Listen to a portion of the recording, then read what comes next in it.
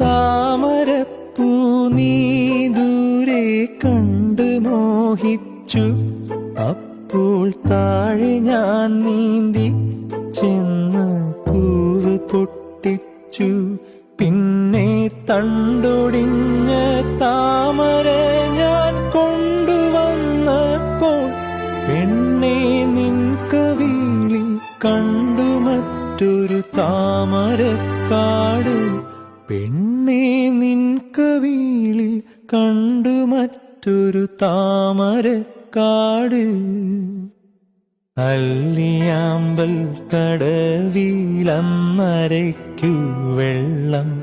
അന്ന് നമ്മളൊന്നായി തുഴഞ്ഞില്ലേ കൊതുമ്പു വള്ളം.